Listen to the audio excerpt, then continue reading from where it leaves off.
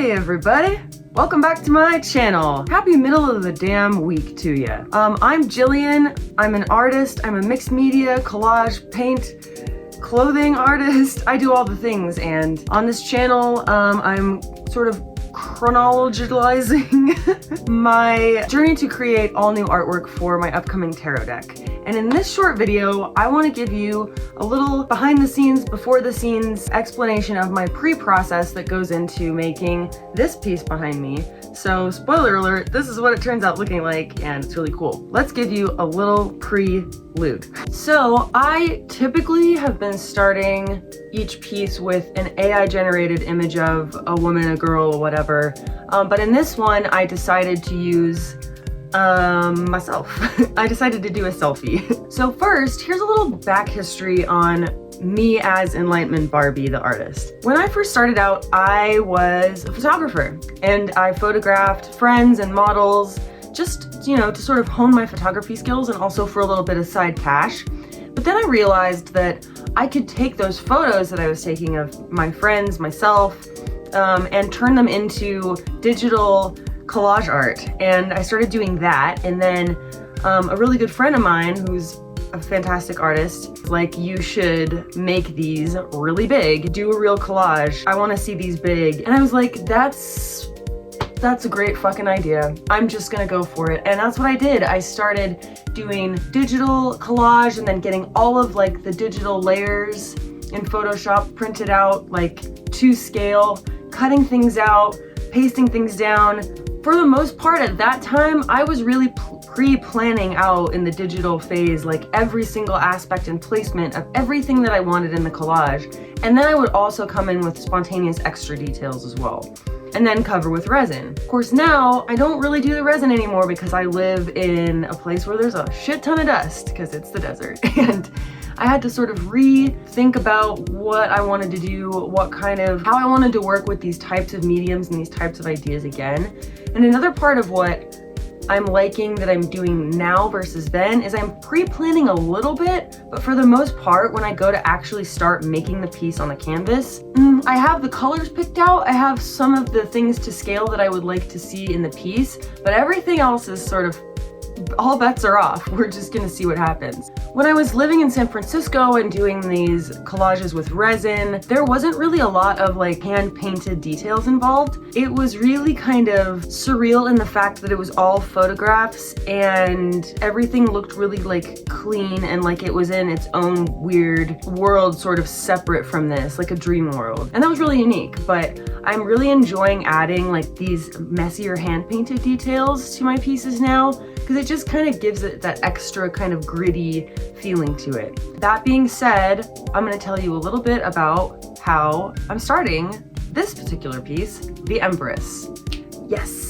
So I'm working with a 24 by 36 canvas. That's the size that I love best. I love working larger. I feel more like I'm enveloped in the universe of the piece than when I'm working on something small. Once I had taken that photo of myself, I created a Photoshop document, 24 by 36 inches by 200 DPI, and I pasted the photo into the frame. I started at first thinking I was maybe gonna do 24 by 30 because I have a couple of those as well, but I really realized that for the height that I wanted in this piece, for the card's sake, I needed to go 24 by 36. So I did increase the size of that a bit. Then I'm sort of resizing it to figure out what would be an appropriate scale for the figure here. So the next thing I'm gonna do is I'm gonna airbrush this thing a little bit. I have really bony, veiny hands. Actually, I'm quite vascular, and having that much like porous detail and whatnot and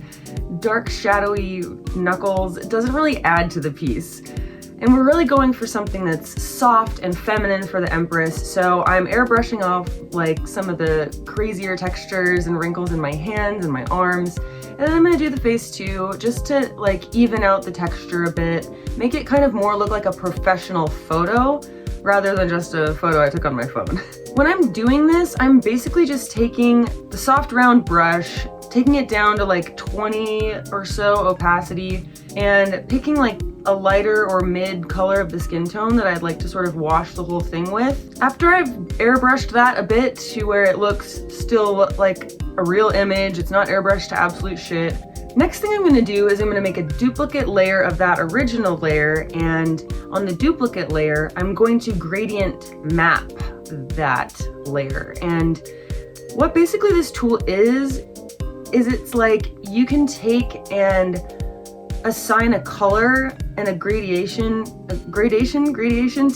the lights and darks of the image. And then I'm gonna click and drag and sort of figure out how to sort of customize the gradation of colors so that it looks the best. Also, I promise I'll just take screen recordings next time. I haven't figured out how to do that yet. The reason that I do the gradient mapping is to give it kind of like a different feel to it. It helps it look more like a photo edit, if you will, than if I were to just leave it the regular skin tone as it came out of the camera. Then what I'm gonna do is I'm taking and airbrushing away or like erasing away parts of that gradient mapped layer that I'd like the actual colors and parts of the skin tone to shine through from the original image.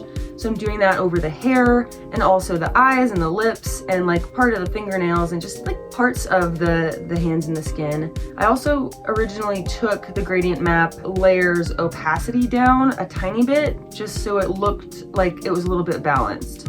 Also in these clips, you'll see that I like kind of really crudely drew in like where her throne might go, what the sort of position of the legs and the dress is gonna be. Yeah, just very crudely, just so I can understand how I'm eventually gonna make this work. If you're enjoying this content, please make sure to give it a like and hit subscribe so you can always follow me along my journey into the abyss. Then I am cropping in this really cool image that's my inspiration for sort of the mood and the color palette by this artist named Jo Rance. Not printing her image, I'm just cropping it in for reference so that I can see how the colors of the skin tone are vibrating with the colors that I'm going to choose for the color palette.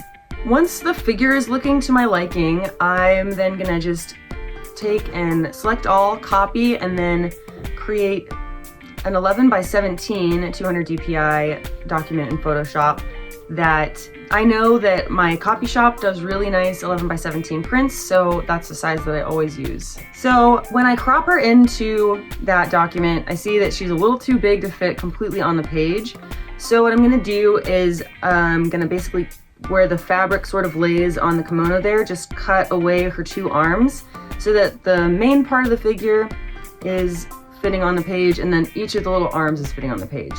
Now I'm not going to use the actual body of the kimono in the piece. Instead, what I'm going to do is I'm going to use that as a guide as to where I want to trace out the outline of where that kimono and that dress is going to lay, just so that I have an idea of the shape that I want. And I'm instead going to just use the face basically and the arms and hands. Then for the source material for the flowers, I basically take a lot of my source material for flowers and stuff like that off of seed websites or seed sellers, because it's not someone's actual art photo that they're trying to sell.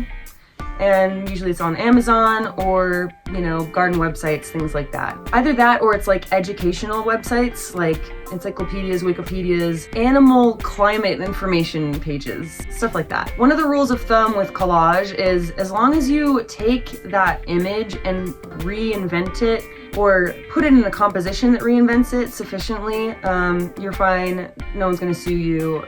I've never had an issue with this. In this one, I wanted to use these dark purple sunflower things. I liked this dark purple to sort of complement with the lighter, more ethereal tones and the colors that I'm gonna use. And I'm cropping it into the composition, sort of sizing and resizing it to see like roughly what kind of size do I wanna see in this piece. Once I've figured that out, I then copy that and paste it back into the same 11x17 document that has the figure and the arms and stuff cut out.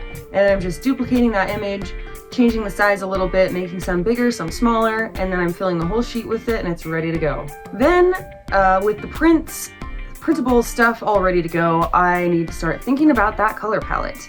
Now remember that piece that I was really inspired by the color palette? Well, Home Depot, sponsor me Home Depot, has a really cool app called Project Color. And if you open the app and insert whatever photo you want to match a color to, you can like scroll around the image and find what kind of color is that, and they'll give you a matching paint color, or very close. Sometimes it's not completely accurate, so you have to sort of like, you know, swim around in there a bit. I love to use this app if I'm looking for a particular color and particular shade, especially because when you're looking at a piece for inspiration, often you're seeing the complete combination of all of those colors and how that's sort of speaking to you. And it's hard to pick out what is that color though. It'll read, oh, that's pink, but it's really more of a mauve-y, purpley color. And so this really helps you like get a keener eye on what's going on. And yeah, I had a lot of paints already, but I wanted to get some more that were particular to this type of color palette. So what I'm doing then is I'm just screenshotting the colors that come up, and then when I go to Home Depot, I'm there with my phone looking at the colors and trying to see if I can find them on the wall. My Home Depot had most of the colors that I was looking for, but if they didn't have it, they could substitute it, or if I just showed them the color code on the screenshot, they were able to make it for me. So really cool. So, yep, with the printouts in hand and my new paints ready to go, I was officially ready for day number 1 of the Empress. Yeah, guys, I hope you enjoyed this short little video, and I hope you stay tuned this Saturday for the big reveal of how I made the Empress. It's such a cool cosmic piece, and I really hope you tune in. Thank you all so much for joining me, for the love, for the support, for the likes, the comments, the subscribes. Yay! I'm loving this journey that I'm on, and I couldn't be more happy to share it with all of you. So yeah, that's it for this one. Go in peace, spread joy, keep being awesome, and remember, life is but a lucid dream, baby. Hi-ya!